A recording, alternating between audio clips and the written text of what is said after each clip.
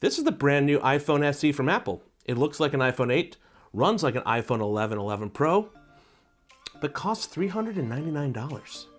Yeah, there's a lot to like about this phone.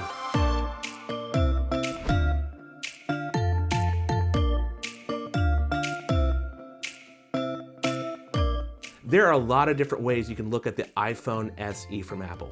That it's a more affordable option than the iPhone 11, which it is. That it's a sequel to the original iPhone SE in 2016, which it is. That it's the smallest iPhone you can currently buy, which it is. Or that it is an iPhone 8 with the brains of an iPhone 11 that offers literally better improvements to everything you do on the phone. The new iPhone SE is all of these things, which is why I'm enamored with it. Hey, this phone looks like a classic iPhone. It's got the forehead, it's got the chin, the home button, but it's the inside. It's that processor that got brought over from the iPhone 11, 11 Pro, and 11 Pro Max that not only makes it run faster, not only brings over new features, but also future-proofs it, meaning this phone will be able to support iOS updates for years. If anything, the iPhone SE is a showcase for just how powerful Apple's A13 Bionic chip really is. Now, you don't get a $399 iPhone without there being some compromises. And I really do believe that Apple made smart compromises to get this to be a budget phone. But it only has a single rear camera. It doesn't have Face ID and emoji, Memoji, Slofies. It's missing camera features like night mode and deep fusion processing. But you know what? That's fine. In 2017, while reviewing the iPhone 8, my colleague Scott Stein described it as the let's not spend $1,000 on an iPhone. And 2.5 years later, the same could apply to the iPhone SE, with a tweak. It's the let's not spend $700 on an iPhone 11 iPhone. You know what's weird is now if you think about it, Apple now has an iPhone at $50 or $100 increments going from $399 all the way up to $1,449. Let's talk about the design. For all intents and purposes, this is physically an iPhone 8. It has glass in the front and back, has an aluminum chassis and sides, and the only way you can physically tell the difference between the two phones is where the Apple logo is located. On the iPhone SE, it's been moved right into the middle. Probably the biggest thing that got sacrificed to get a $399 price on this iPhone is the lack of cutting-edge design. It looks old. I mean, it looks like an iPhone 6, 6S, 7, or 8. It's not ugly, it's just last year's design from a few years ago. Okay, after being on Face ID models for the past few years, it was a strange and satisfying sensation to set up Touch ID, and I forgot how much I liked the home button. And it seems so much less fussy to navigate and do interactions with it than swipes and holds on the screen. It's fast, it's satisfying to use a button. Even if it's not a real button, it's just haptic vibrations.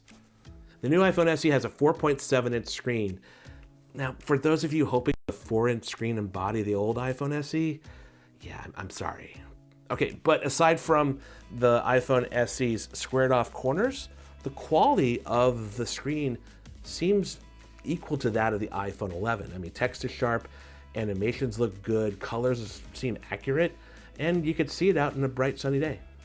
The new iPhone SE is rated IP67 for water and dust resistance, which means it could be submerged under 1 meter of water for 30 minutes.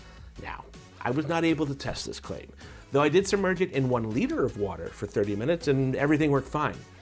It is highly unusual for a phone that costs less than $400 to have water and dust resistance.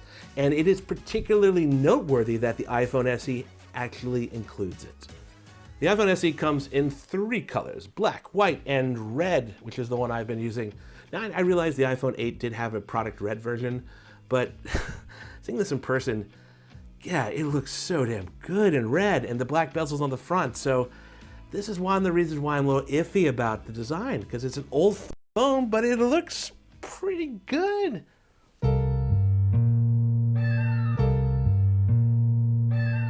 So let's talk about the biggest thing that makes this not an iPhone 8 II, and that would be the processor. It has an A13 Bionic processor used in the iPhone 11, 11 Pro, 11 Pro Max. Not only does it change what this phone is, it also future-proofs it.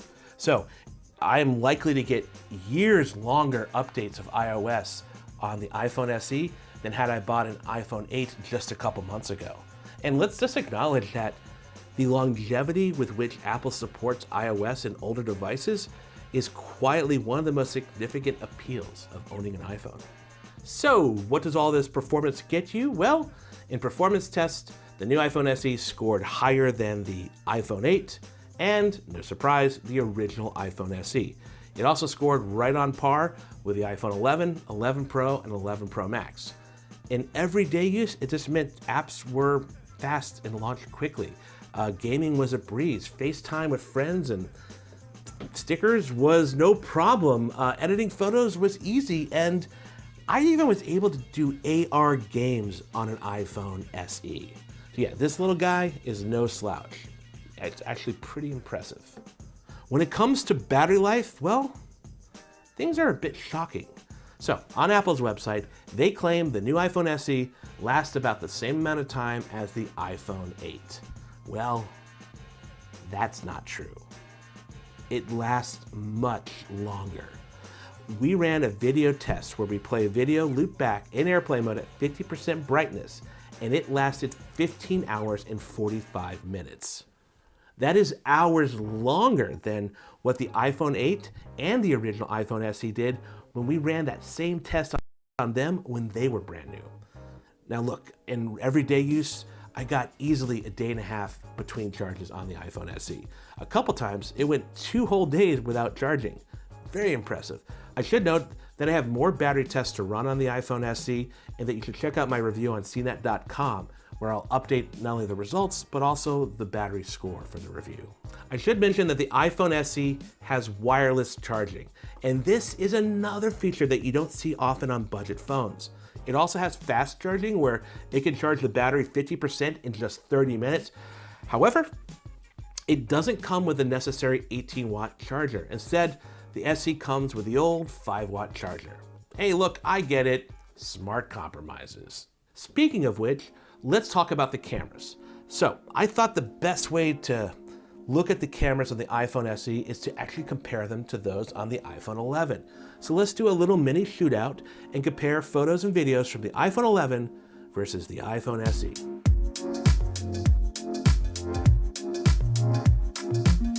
Both the front and rear cameras on the iPhone SE are pretty much the same hardware-wise as they were on the iPhone 8, but they get a huge improvement in image quality as well as functionality because of that A13 processor. Now you get things like Smart HDR for photography, you get the quick take filming button when you hold the shutter down in the camera app. You also get portrait mode photos both on the rear camera and on the selfie camera. And that is truly a first on any 4.7-inch iPhone. Hey, I should also apologize. You're gonna see a lot of me in these photos and videos, and that's just reflective of the times we're in and trying to test a camera that comes out while you're sheltering in place. So let's talk about the cameras on each phone. On the iPhone SE, the rear camera has a 28mm lens with an f1.8 aperture. Compare that to the 2 cameras in the back of the iPhone 11. Its main camera, which has an 26mm lens with an f1.8 aperture, and the ultra-wide-angle camera, which has a 13mm lens with an f2.4 aperture. Look, I really like the ultra-wide-angle camera on the 11, but I gotta say I didn't really miss not having it on the iPhone SE. In good light, photos from each phone are very similar in terms of image quality. I mean, look at these pictures of a tree I took in my backyard. Can you tell which phone took which picture? Yeah, now you see my point.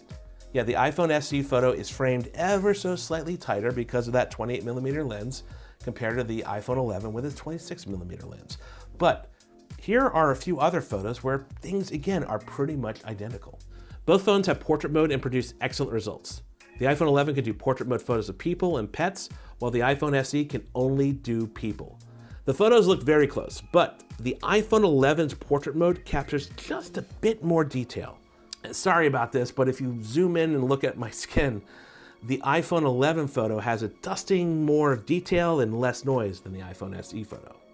Let's look closely at my shoulder in these photos, and you'll notice that the fall off between in focus and out of focus areas in the photo is a little more naturally rendered in the iPhone 11 than it is in the iPhone SE. All right, and here's a shot of my bike trainer taken indoors in medium light. The most obvious difference is the framing. Again, it's tighter on the iPhone SE than the iPhone 11. But in terms of image quality, the photo from the iPhone 11, again, it just has a pinch more detail. Like, look at the wall outlet here. And the one from the iPhone SE suffers from some noise in the shadows. That said, this isn't a huge difference in image quality indoors, but the iPhone 11 does have an edge, albeit a very thin edge. The same applies for video. It's nearly impossible to see the difference in terms of image quality.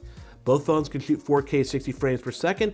Both phones have extended dynamic range. However, the SE only goes up to 4K 30 frames per second, whereas the iPhone 11 can get that extended dynamic range at 4K 60 frames per second. Perhaps the place where there is the biggest difference between the iPhone 11 and iPhone SE is the selfie camera. The iPhone 11 has a wider front-facing camera, and it's capable of 4K video and slow-fies. The iPhone SE can only shoot 1080p video and no slow-fies. Both phones have portrait selfie mode, and again, the image quality is just a tad bit better on the iPhone 11. There's just a little bit more detail in those photos. Look, I guess the biggest takeaway from this mini camera shootout is that the iPhone SE can go toe-to-toe with the main cameras on the iPhone 11 and 11 Pro. So to put a bow on this entire review, the iPhone SE has an attractive price, it gets fantastic battery life, it has a great rear camera, it has that bonkers powerful A13 processor, it has water resistance and wireless charging. The iPhone SE is not only a wonderful iPhone, but it is one of the best budget phones that you can buy.